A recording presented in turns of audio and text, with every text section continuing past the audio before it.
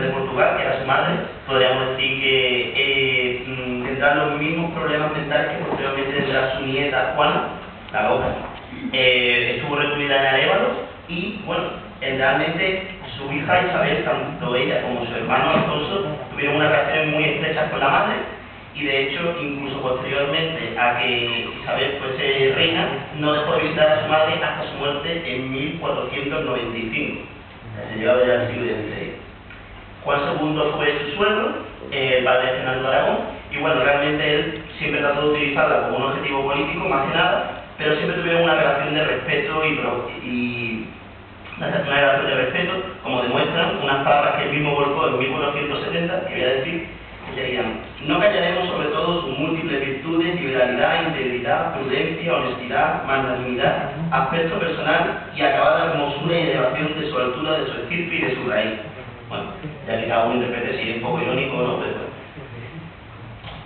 Luego está Alfonso de Castilla, que era su hermano, se llevaban muy bien, tenían una gran relación, ya que convivieron juntos con su madre en Arévalo, cuando ya estaba recluida la muerte de su esposo.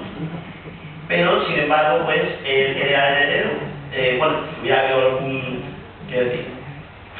Bueno, a su muerte con 15 años, posteriormente, Isabel sería la que tendría que disputar el trono con Juana de Urdaneta. Murió en extrañas circunstancias en su 15º cumpleaños. Enrique IV de Castilla era su hermanastro, hijo de Juan II de Castilla con su primera esposa, y realmente tuvo una escasa relación con Isabel, pero no debieron llevarse muy bien, como podemos imaginar, cuando Enrique IV pues, intentó ofrecerla en matrimonio a numerosos pretendientes, como ha dicho ya el compañero Ari, hasta que finalmente pues, ella se casó en secreto con Fernando de Aragón. Fernando de Aragón, aquí lo tenemos.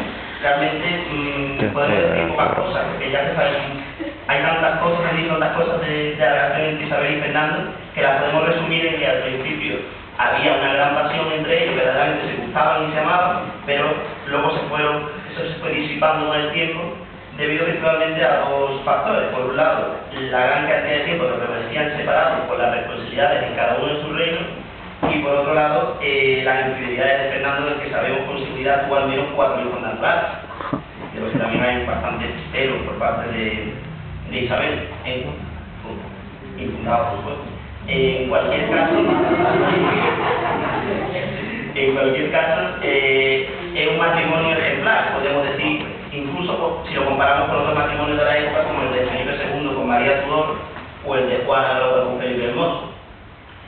Y por último voy a hablar de su hijo. Su primera hija es Isabel, que debía ser seca de carácter y austera, porque Isabel, su madre, se dirigía a ella como mi pequeña suegra. Casó con el príncipe Alfonso de Portugal, pero a su muerte se casó con su primo, Manuel de Portugal. Y bueno, ambos tuvieron un hijo, en el hijo murió Isabel, en el parto del hijo murió Isabel, y el hijo, pues, Miguel de Paz, el nieto de Isabel, se suponía que era el heredero que reunificaría las coronas de Portugal con España, pero murió también en 1500. Se dice que la muerte en tan poco tiempo de Juan, otro de los hijos de Isabel y Miguel de Paz, el nieto, provocaron tal malestar en la reina que desde entonces vivió sin placer, acortándose su vida.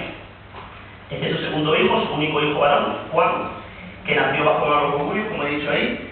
Fue en verdad un niño muy enfermito, por lo cual la reina Isabel se involucró muchísimo con él. Como anécdota podemos decir que en 1491 llegó a pedir que se trajeran tortugas de todo el reino, porque se creía que el jugo de la carne de las tortugas servía para curar la endeblez.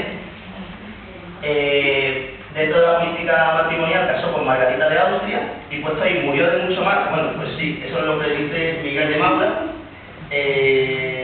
Al parecer su muerte vino porque, casado con Margarita de Austria, de una complexión muy débil, y los excesos sexuales, porque a Margarita de Austria le gustaba mucho la cama, le provocaron una cachexia tuberculosa de la que falleció. Su segunda hija fue Juana, ya la conocemos todas, que fue la Juana Baroca, ¿no? Realmente, pues, se casó con el hijo de Maximiliano de Austria, con Felipe Hermoso, y partió a Flandes, donde vivió con él, y ahí pues empezamos un poco esa pequeña tortura, ¿no?, que muchos han justificado para tratar de justificar la locura de Juana, ¿no? Porque vivía en un mundo extraño, estuvo lejos de su patria, y luego aparte de que Felipe el Hermoso pues la trataba con mucho desaire, con mucha lejanía, que puso los cuernos en infinidad de ocasiones.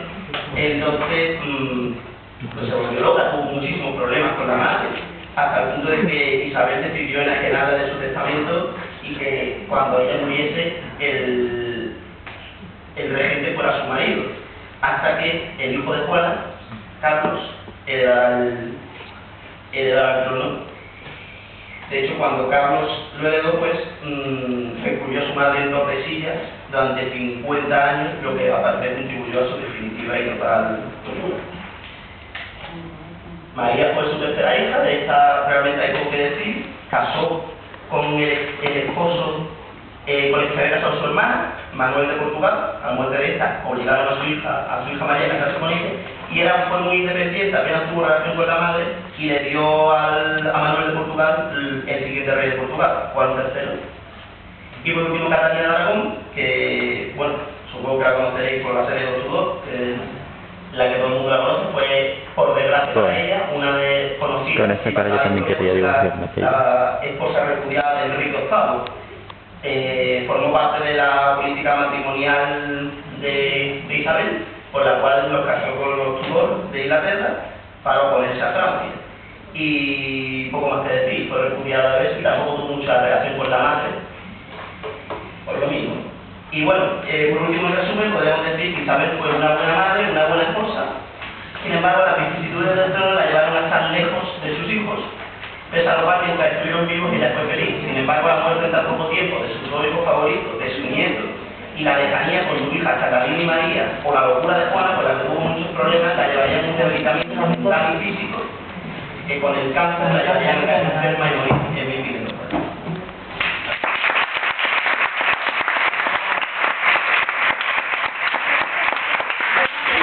A los campeones que habéis aguantado, vamos a reponer fuerza y nos vemos a las 4. Vamos a comer.